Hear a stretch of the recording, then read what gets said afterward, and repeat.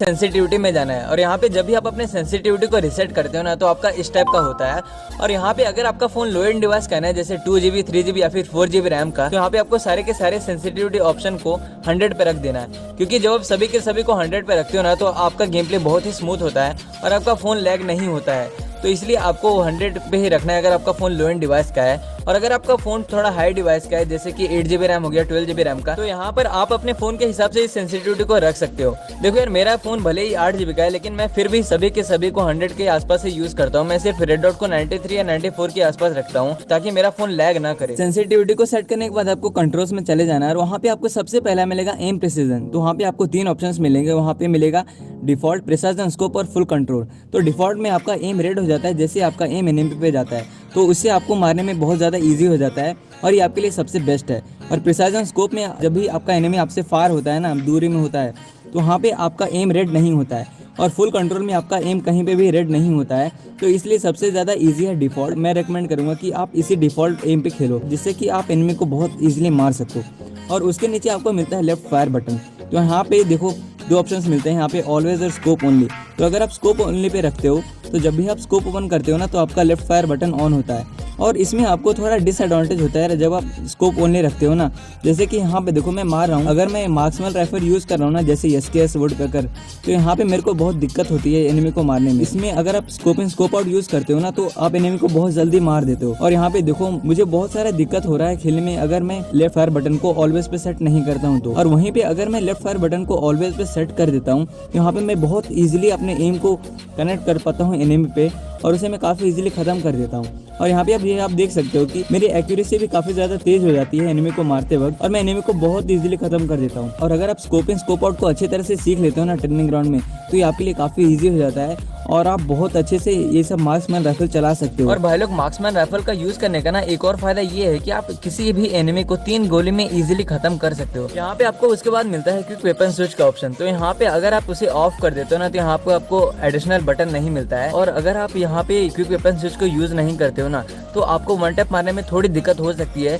और उसके साथ साथ अगर आप स्नाइपर प्लेयर हो ना तो यहाँ पे आपको क्विक वेपन स्विच यूज करना ही चाहिए, क्योंकि इससे आप बहुत इजीली अपने वेपन को स्विच कर सकते हो और यहाँ पे काफी इजीली वन टैप भी मार सकते हो किसी भी शॉटगन से। यहाँ मैंने अपने उस सेटिंग को ऑन कर दिया है और यहाँ पे मेरे को एक एडिशनल बटन मिल गया है। तो यहाँ पे उसके बाद अभी देखो मैं यहाँ पे ट्रेनिंग ग्राउंड में आ गया हूँ और मेरे पास यहाँ पे स्पास 12 है और यहाँ पे देखो मैं कितना इजीली वन टैप मार रहा हूँ। तो यहाँ पे अगर आप क्विक वेपन स्विच का बटन यूज करते हो ना तो आपके लिए काफी ईजी हो जाता है और आपका वन टैप भी काफी इजीली लग जाता है। और आप इसे स्नैपर पे भी यूज कर सकते हो। और एक और चीज, अगर आप इस बटन को यूज करते हो ना तो आपका मूवमेंट स्पीड भी काफी ज्यादा बढ़ जाता है। तो अगर आप शॉटगन यूज कर रहे हो ना तो उस टाइम पे आपका मूवमेंट स्पीड कम हो जाता है। और अगर आप वहाँ पे उस बटन पे टैप करते हो ना तो जिससे कि आपका मूवमेंट स्पीड बहुत ज्यादा बढ़ जाता है और आप एनिमी को आराम से कंफ्यूज करके फिर से उसे वन टैप से मार सकते हो। यहाँ पे आपको अगला ऑप्शन मिलता है क्विक रिलोड का। तो आपको इस ऑप्शन को भी ऑन कर देना है। अगर आप ऑन करते हो ना तो आपकी गन बहुत जल्दी रिलोड हो जाती है। यहाँ पे देखो आपको अगला ऑप्शन मिलता है होल्ड फायर टू स्कोप। यहाँ पे सबसे पहले मैं आपको इस सेटिंग को ऑफ करके बताता हूँ कि ये बेसिकली है क्या।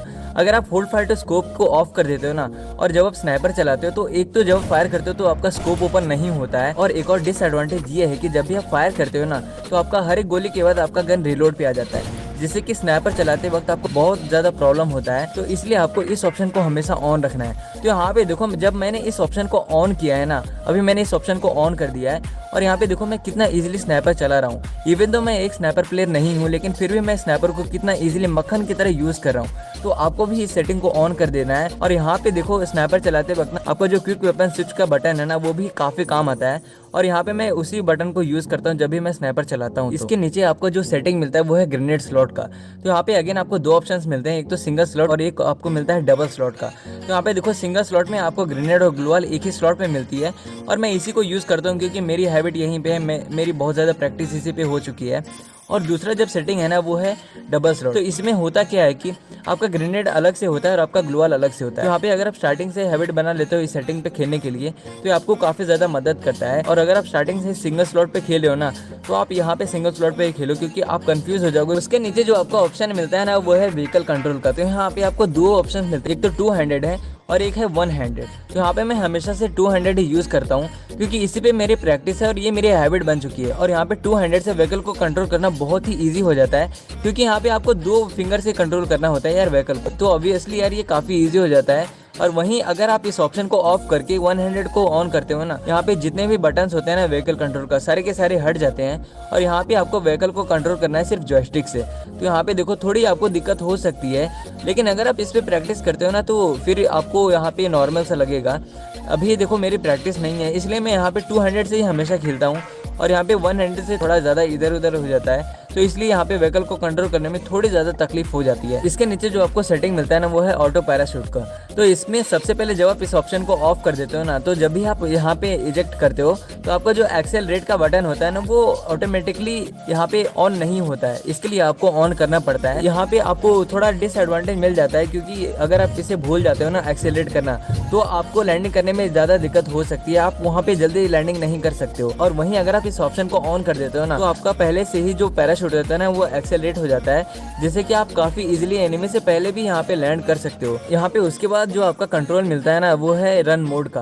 तो यहाँ पे अगेन आपको दो सेटिंग्स मिलते हैं, एक तो क्लासिक का मिलता है, एक ड्रैग का मिलता है। तो क्लासिक में आपका नॉर्मल होता है, आपका एक बटन मिलता है रनिंग के लिए एडिशनल वाला, तो जिसे आप टैप करते हो तो आप रनिंग करने लगते हो। और वहीं अगर आप इस ऑप्शन को चेंज करके यहाँ पे ड्रैग पे क्लिक करते हो ना, तो यहाँ पे आपका अगेन रनिंग का ऑप्शन हट जाता है और यहाँ पे आपको रन करना होता है जॉयस्टिक से। तो जब आप जॉयस्टिक को पूरा ऊपर की तरफ खींचते हो ना, तो आपका रनिंग का बटन इनेबल हो जाता है। तो यहाँ पे आपको स्टार्टिंग में थोड़ी प्रॉब्लम्स हो सकती है, क्योंकि यहाँ पे आपका प्रैक्टिस नहीं होता है। और यहाँ पे एक और डिसएडवांटेज ये होता है कि जब आप क्रॉच करके किसी के ऊपर फायर करते हो ना, यानी कि जब आप किसी के ऊपर बैठ करके फायर करते हो, तो यहाँ पे अगर आप अपने जॉयस्टिक को आगे बढ़ाते हो ना, तो यहाँ पे आप रन करने लगते हो, जिससे कि आप एनिमी के ऊपर फायर न कर पाओगे इजीली। तो इसलिए आपको यहाँ पे रनिंग का बटन ही यूज करना है। अब देखो उसके बाद जो आपका कंट्रोल मिलता है ना वो है इन गेम टिप्स का। तो यहाँ पे अगेन आपको दो ऑप्शन मिलते हैं, एक तो डिफॉल्ट का मिलता है और एक और सिंप्लीफाइड का मिलता है। तो यहाँ पे अभी मैंने अपने ऑप्शन को डिफॉल्ट पे रखा है, और जब आप यहाँ पे डिफॉल्ट कर रखते हैं ना, तो आप यहाँ पे ऑब्जर्व करना, यहाँ लिखा है सेफ जोन में अपीयर इन कुछ सेकंड्स बता रहा है, कुछ मिनट कुछ सेकंड। वहीं अगर आप उस ऑप्शन को सिंप्लीफाइड पे रखते हो ना,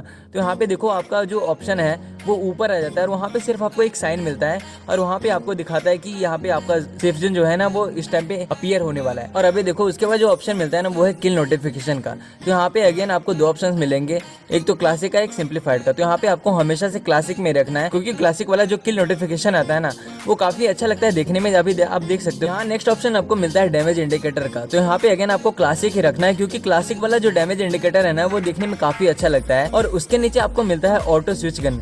तो इसको भी आपको ऑन ही रखना है, क्योंकि जब आपका एमो खत्म हो जाता है ना गन्स की, तो यहाँ पे अगर आपका एमो खत्म हो जाता है तो ऑटोमेटिकली आपका गन स्विच हो जाता है और आपके पास एक दूसरा गन आ जाता है। और उसके बाद जो ऑप्शन आता है ना वो है विजुअल इफेक्ट्स का। तो ये देखो काफी इंपॉर्टेंट ऑप्शन है, बहुत सारे लोग इसमें गलती करते हैं। और यहाँ पे देखो जैसे मैंने इसे क्लासिक रखा है ना, तो मेरे को जब भी जोन से डैमेज मिलता है ना, यहाँ पे देखो स्क्रीन पे मेरे को लाल धब्बा मिल जाता है, यानी कि रेड ब्लड मिलता है। और यहाँ पे अगर मैं इसे डार्क रखता हूँ तो मेरे स्क्रीन पे यहाँ पे काला काला आता है। तो ये जो मेरे को डैमेज मिल रहा है ना, ये मेरे स्क्रीन को काफी ब्लॉक कर देता है बहुत ज्यादा।